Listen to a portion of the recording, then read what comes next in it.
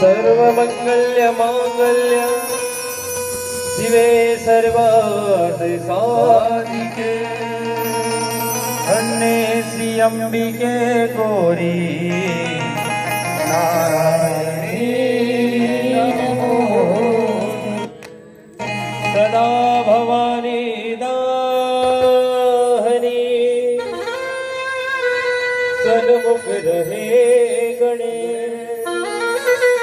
पांच देव रक्षा करे श्री ब्रह्मा विष्णु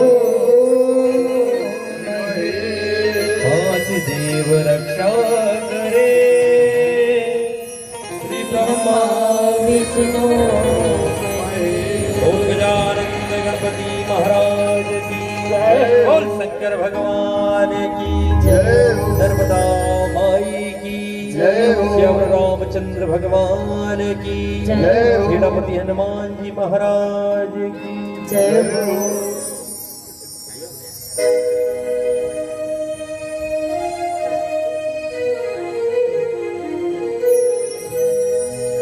अपने भक्तों को प्रभु गुड मॉर्निंग एवरीवन। किस्सा जिंदगी का कभी शुरू ही ना हुआ होता, किस्सा जिंदगी का कभी शुरू ही ना हुआ होता अगर जिंदगी को जिंदगी बनाने वाला गुरु ही ना हुआ होता। अगर जिंदगी से पार है साथ जिसके माँ की परछाई और गुरु का ज्ञान अपार है।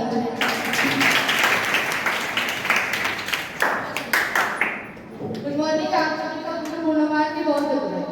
शिक्षा से बड़ा कोई वरदान नहीं, शिक्षा से बड़ा कोई वरदान नहीं, गुरु का आशीर्वाद मिले इतना बड़ा कोई सम्मान नहीं, इससे बड़ा कोई सम्मान। Thank you.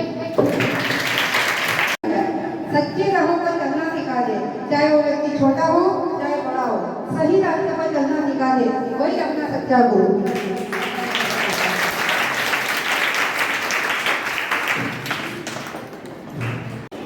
देखो, गुरु का हमारे जीवन में बहुत ही महत्व है, क्योंकि गुरु के बिना कोई ज्ञान ही नहीं है ना। हम संसार को जाने पहचाने कैसे कि कौन अच्छा है कौन बुरा है, ठीक है।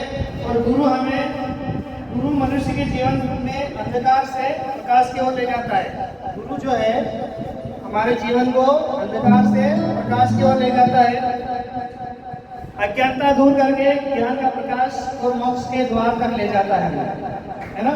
गुरु हमें अज्ञानता दूर करके हमें मोक्ष के द्वार तक ले जाता है। जब हम किसी को प्रणाम करते हैं, उन्हें नमस्कार करते हैं या हमें कोई प्रणाम करता है, तो अनायास ही हमारे मुंह से निकलता है खुश रहो, गॉड ब्लेस यू, सदा सुखी रहो।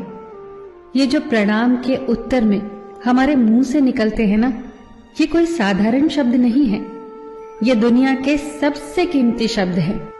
आजकल हम इन बातों को महत्व देना बंद करते जा रहे हैं, पर यकीन मानिए, जो प्रणाम के जवाब के रूप में आशीर्वाद हमें मिलता है या हम किसी को देते हैं, वो 100% चमत्कारिक शब्द होते हैं, बेशकीमती शब्द होते हैं। एक बहुत प्यारी कथा कहने जा रही हूँ। महाभारत का युद्ध चल रहा था। एक दिन दुर्योधन के व्यंग से आहत होकर भीष्म पितामह यह घोषणा कर देते हैं कि मैं कल पांडवों का वध कर दूंगा। इस घोषणा का पता जैसे ही पांडवों को चलता है तो उनके शिविर में बेचैनी बढ़ जाती है। सभी को भीष्म पितामह की क्षमताओं के बारे में पता था, इसीलिए सभी अनिष्ट की आशंका से परेशान हो जाते हैं। तभी श्री कृष्ण द्रौपदी से कहते हैं, तुम अभी मेरे साथ चलो। श्री कृष्ण द्रौपदी को लेकर सीधे पितामह भीष्म के शिविर में पहुंच जाते हैं। श्री कृष्ण स्वयं तो शिविर के बाहर खड़े हो जाते हैं, पर वो द्रौपदी से कहते हैं कि अंदर जाकर पितामह भीष्म को प्रणाम करो। जैसे ही द्रौपदी ने शिविर के भीतर जाकर पितामह भीष्म को प्रणाम किया, तो पितामह भीष्म के मुख से द्रौपदी के लिए ये आशीर्वाद निकला, अखंड सौभाग्यवती भव। जैसे ही ये आशीर्वाद उनके मुख से निकला, उसी क्षण उन्हें स्मरण हो आया कि आज ही तो उन्होंने पांडवों के वध की घोषणा की थी और स्वयं ही उन्होंने द्रौपदी को अखंड सौभाग्यवती रहने का आशीर्वाद दे दिया।